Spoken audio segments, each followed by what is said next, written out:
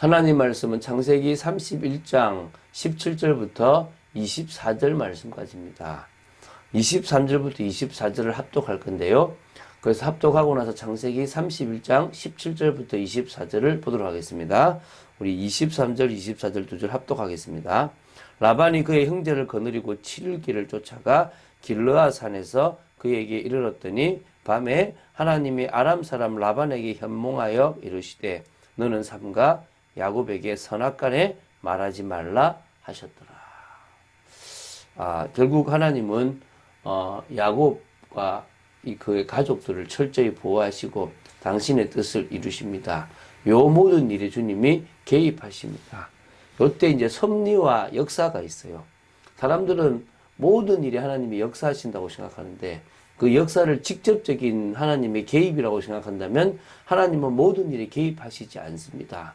하나님의 역사를 개입이라고 보고 하나님께서 그냥 스스로 돌아가면서도 그 속에 하나님의 일을 하는 것을 섭리라고 본다면 대부분 불신자들과 이 세상은 하나님이 섭리하시고 계십니다. 그러나 하나님이 당신의 자녀와 관계되어 있고 언약의 백성의 그 언약 성취와 관계되어 있는 부분에서는 역사하시고 계십니다. 개입하시는 것입니다. 오늘 그 개입하고 계신 것을 볼 거라는 것입니다. 이렇게 철저히 당신의 백성을 보호하십니다. 그러기 위해서는 라반에게 그렇게 말할 수 있는 하나님의 공의가 또 있기 때문에 그럴 수 있는 거죠. 무턱대고 하나님께서 잘했던 라반에게 협박을 하거나 그러지는 않으신다는 것입니다. 한번 보면서 이제 좀 진행하도록 하겠습니다.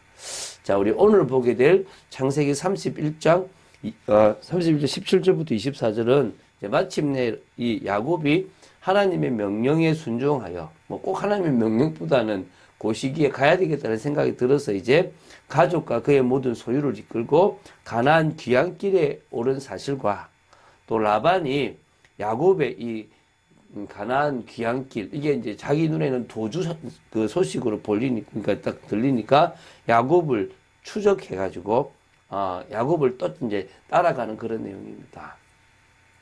자, 야곱은 어제도 말했지만 20년 전에 하란에 올 때도 에서를 피해서 막 도망치듯 왔습니다. 어떤 사람들은 진짜 사흘길 갈 걸 하루 만에 왔다라고 막 이렇게 이야기할 정도로 긴 시간을 왔다라고 얘기하기도 합니다. 물론 그러지 않을 수도 있고요. 근데 어쨌든 도망치고 왔어요. 어떤 영화를 보면 나귀하고 이렇게 여러 걸 이렇게 줬는데 에서가 중간에서 이렇게 뺏었다. 이렇게 그걸 다 위협을 줘서 그냥 도망가게 만들었다라는 부분의 영화도 있어요. 그 정도로 에서가 그냥 고이 보내줬겠냐라고 할 정도의 그런 에서의 분노가 있었을 거다라고 추정하는 사람들도 있습니다. 자, 그런데 지금 다시 또 가나안으로 돌아가는 이 시점에도 지금 이 귀향이고 금이환영을 하고 편안하게 가야 되는데 이 라반의 집에서는요. 도망가듯 지금 가고 있습니다. 하나님이 명령을 주셨다면 하나님이 방법도 주실 건데 우리가 하나님이 주신 말씀을 우리 인간적인 방법으로 풀어갈 필요가 없잖아요. 하나님이 그 말씀을 주셨다면 그 방법도 하나님이 풀어갈 건데 이 철저히 야곱은 자기 방법으로 풀어가요. 참 어리석잖아요. 그죠? 저는 사실은 야곱의 인생을 볼 때 참 안타깝다는 생각들을 좀 많이 합니다. 자, 그래서 야곱의 생애는 사실 도주의 연속이었습니다. 이러한 험난한 세월을 통해서 이 간교한 야곱의 인격이 점점 변해가고요. 또 마침내 이스라엘이라는 것으로 거듭나는 경험까지 하게 됩니다. 이렇게 볼 때 야곱이 겪은 모든 역경과 시련은 그를 이스라엘 민족의 조상이 되기에 합당하도록 만들기도 했습니다. 그리고 하나님의 축복에, 하나님 주신 그 복의 연단의 과정이기도 했습니다. 그러나 안타까운 것은 사실입니다. 늘 쫓기는 인생. 야, 하나님 자녀가 멋있다. 여호와께서 너와 함께 하시는구나. 이렇게 본 게 아닙니다. 아브라함을 아비멜렉이 볼 때 그렇게 봤어요. 또 이삭을 아비멜렉이 볼 때 그렇게 봤어요. 근데 야곱을 보는 라반은 복을 주는 거는 같은데 어떻게 저거 괴롭혀 이 생각이 되고 있으면 안 되잖아요. 그죠? 오늘 우리가 우리 인생을 볼 때 하나님의 영광과 능력이 드러나는 그런 복된 인생이 되어야 될 줄 믿습니다. 보면서 하겠습니다. 우리 17절부터 20절을 먼저 보겠는데요. 야곱은 아내들과 가나안 땅에 가기로 딱 합의를 한 이후에 주저하지 않습니다. 바로 실행에 옮깁니다. 마침 아마 제 생각에는 야곱이 라반이 양 깎으러 갔을 때를 생각했는 거, 양털을 깎으러 가는 요 시기를 생각했던 것 같아요. 요때 딱 이야기하고 가야 된다 생각을 했으니까 그때 들러 불렀지 않았나 싶어요. 그래서 이제 뭐 하냐면 바로 자식들과 아내들을 낙타들에게 태우고 그 모은 바 모든 가축과 모든 소유물 다 어디서 얻었습니까? 밧다나람에서 얻은 이 모든 가축들을 다 이끌고 가나안 땅에 있는 아버지 이삭에게로 가려고 이제 탄 겁니다. 요때가 마침 이 라반이 양털을 깎으러 갔다는 것입니다. 그러니까 합의를 보고 양털을 깎으러 갈 때를 했는지 아니면 양털을 깎으러 갈 시기에 머리를 썼는지 그래서 정확하게는 몰라요. 뭐 안 중요합니다. 중요한 것은 뭡니까? 합의를 본 이후에 바로 실행에 옮겼는데 그 실행에 옮긴 게 라반이 양털을 깎으러 간 그 사이에 막 축제가 있고 막 들떠 있는 그때에 자신은 뭐 했습니까? 빨리 지금 이제 출발을 했다라고 보시면 됩니다. 왜? 이 지금 도망가야 되니까. 하면은 이 라반이 자기를 낳아주지 않을 것 같으니까. 또 아니면 다 놔두고 가야 될지도 모른다고 생각했으니까 그렇겠죠. 그러니까 근동 지역에서는 양털을 봄에 깎습니다. 그러니까 야곱이 이게 지금 귀향할 때가 언제냐 하면 바로 이제 봄이었다라고 보시면 되고요. 족장시대 이 근동의 생활상을 보여주는 마리 문서라는 문서가 있는데요. 양털 깎는 행사에 약 300에서 400명 정도의 인원이 약 3일 동안을 함께 일하는 것으로 기록하고 있습니다. 그러니까 이 정도로 많은 사람들이 양털을 깎고 있을 때니까 요때다 생각을 하고 하게 된 거죠. 그러니까 유목민들에게 양털을 깎는 일은 사실은 큰 행사입니다. 그러니까 라반은 아마 이때 친구들을 초청해서 잔치를 베풀며 즐겁게 우리 옛날에 이 다윗이 이게 뭡니까?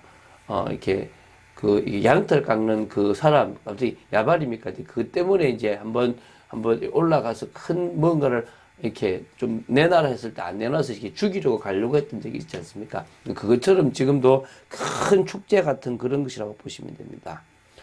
그래서 이 야곱에 대한 이 라반의 감시가 조금 소홀해졌을 그때에 야곱은 이 기회를 이용해서 온 가족을 이끌고 약속의 땅 가나안으로 가려고 탈출을 시도했다고 보시면 됩니다. 자, 근데 이때 라헬이 하지 않았으면 좋았을 것을 하게 됩니다. 그게 뭐냐면 아버지가 모시고 있는 이 집안의 수호신이죠. 드라빔을 도둑질합니다. 아까 그렇죠. 드라빔은 가정의 수호신으로 여겨졌는데요.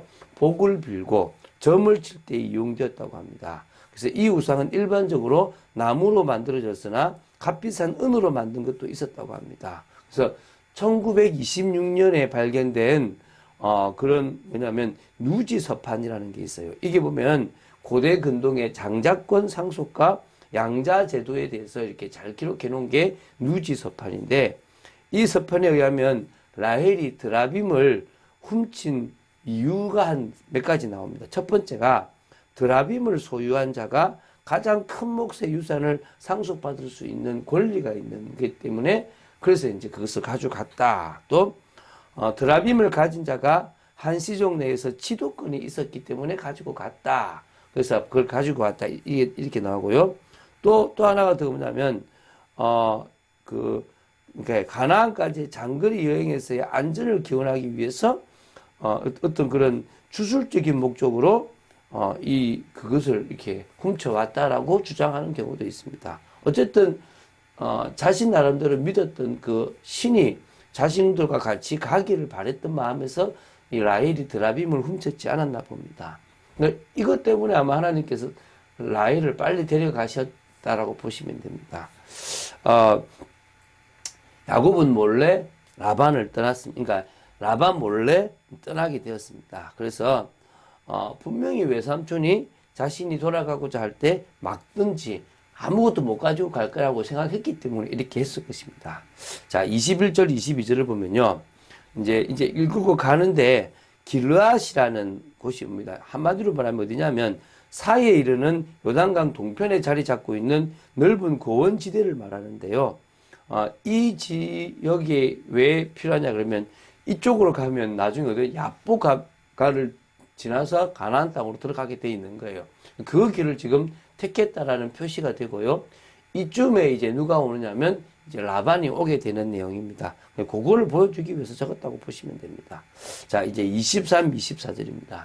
라반이 이제 알았습니다. 뭘 알았습니까?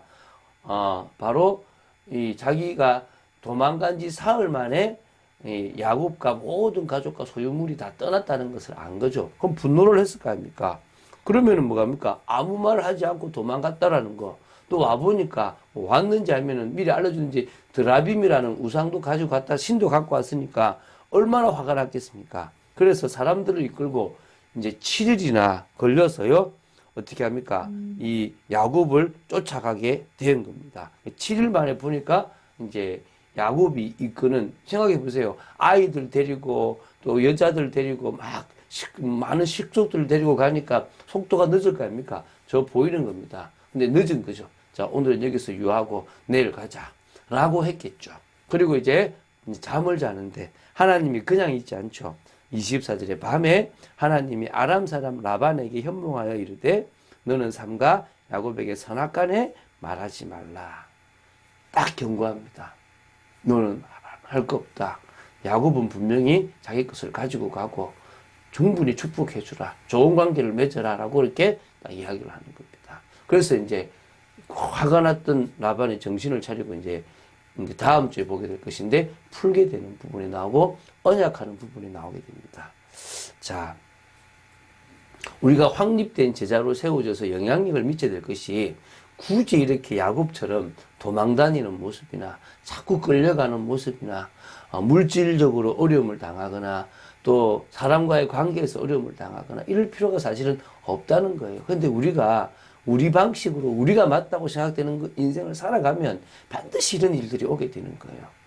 그래서 우리가 뭐합니까? 하루를 살아도 믿음으로 살아가게 되기를 바라고 하나님이 원하시는 복된 인생을 살아가게 되길 바랍니다. 한 주간을 정리하면서 여러분의 인생이 어떤 인생으로 살아갈지를 한 번 더 생각하는 복된 여러분 되시기를 주 예수 그리스도 이름으로 축원드립니다.